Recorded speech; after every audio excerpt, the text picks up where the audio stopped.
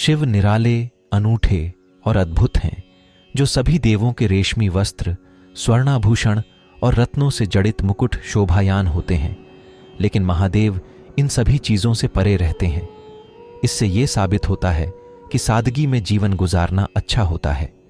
सभी देवता गले में हीरे के हार पहनते हैं, लेकिन महादेव गले में मुंडमाला पहनते हैं, नाग लपेटते हैं, और इससे यह साबित होता है कि आभूषण पहनने से अच्छा है कि अच्छे वचन साथ में रखने चाहिए, जिसमें आपके वचन की वैल्यू हो। महादेव को मन वश में करना अच्छे से आता है और उनके भक्तों को भी ये सीखना चाहिए। मन तो बहुत कुछ मांगता है, लेकिन जो मन पर वश करता है वही जीवन में कुछ हासिल कर पाता है। महादेव के हाथ में त्रिशूल है, जो शक्ति का प्रतीक होता है।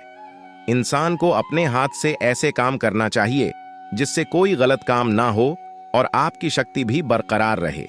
महादेव ना महल में रहते हैं और ना ही साधारण घर में रहते हैं। इंसान को महंगे घर में रहना है, ऐसा सोचने से अच्छा है कि ईमानदारी से जहां रहे वहीं को अपना घर बना ले। जैसा देश वैसा भेष इंसान के अंदर होना चाहिए। सिर पर मुकुट नहीं, बल्कि चंद्रमा शोभायान है, जो आत्मा के प्रकाशवान होने का प्रतीक बताया जाता है। इंसान को भी ऐसा ही होना चाहिए। शिव जी को भांग प्रिय है, जो एकाग्रता और भीतर के खुमारी का प्रतीक बताया गया है। लेकिन शंकर जी ने यह विष भी पिया था जिससे समाज का कल्याण हो सके। अगर आपको जिंदगी में कैसा भी बदलाव चाहिए तो आपको छोटी छोटी बातों पर ध्यान देना होगा। सिर्फ कहने से नहीं, बल्कि करने से ही बदलाव आएगा। अगर आपको जिंदगी में कैसा भी बदलाव चाहिए तो आपको छोटी छोटी बातों पर ध्यान देना होगा। सिर्फ कहने से नहीं, बल्कि करने से ही बदलाव आएगा। शिव जी कहते हैं कि आधारहीन शाश्वत निश्चल आकाश में प्रविष्ट हो। उनका कहना है कि अपना सब शून्य में त्याग दो। जब तक इंसान में राग, द्वेष, ईर्ष्या, वैमनस्य, अपमान तथा हिंसा जैसी कई कमियां हैं, तब तक इंसान और पशु में कोई फर्क नहीं। ऐसा है मानो कि इंसान का कभी विकास हुआ ही नहीं है। यदि जिंदगी में कुछ सीखना है तो मरना सीखो। जो मरना सीख जाता है वही सुंदर ढंग से जीना जानता है। एक बार पार्वती मां ने पूछा था कि हे शिव, आप कौन सा योग करते हैं? तब उन्होंने गायत्री मंत्र का उल्लेख किया था। भोजन और पान से होने वाला उल्लास, रस और आनंद से पूर्णता की अवस्था की भावना भरें, यही असली खुशी है। प्रकृति ने ही हमें जीवन दिया है, हमें प्रकृति का सम्मान करना चाहिए, न तो पीछे न आगे। कोई तुम्हारा नहीं है, कोई बेटा तुम्हें नहीं भर सकेगा, कोई संबंध तुम्हारी आत्मा नहीं बन सकता। तुम्हारे अतिरिक्त तुम्हारा कोई मित्र नहीं।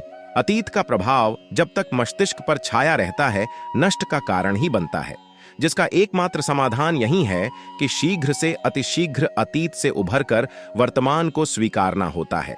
अशांत मन चिंता को जन्म देता है और चिंता मन को और अशांत करती है, जिससे निराशा ही उत्पन्न होती है और निराश मन असफलता का कारण बनता है। आत्मविश्वास अच्छा होता है, लेकिन जब वही आत्मविश्वास व्यक्ति के अहंकार में परिवर्तित हो जाता है तो वही आत्मविश्वास व्यक्ति को निर्बल बना देता है। प्रत्येक यात्रा, वह बड्ढी हो या छोटी, अवश्य ही कोई न कोई फल देती ही है। असत्य बोलने का तात्पर्य है असत्य को जानते हुए भी सत्य को बदल देना, और गोपनीय होने का तात्पर्य है सत्य का झांत होते हुए भी सत्य को न कहना। ज्ञान को अपने तक सीमित रखना ज्ञान का अपमान है, और ज्ञान का अपमान केवल अहंकारी ही कर सकता है। उचित समय पर यदि कोई कार्य करना भूल जाए तो उसे पुनः करने के लिए उपयुक्त समय की प्रतीक्षा करनी पड़ जाती है।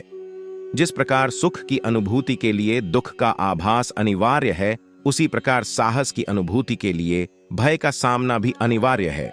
इस संसार में दायित्व के पूर्ति के मार्ग पर ऐसी कई परिस्थितियां उत्पन्न हो जाती है, जहां व्यक्ति के मन में पाने की प्रसन्नता से अधिक कुछ खोने का दुख, उसकी ग्लानि उत्पन्न हो जाती है।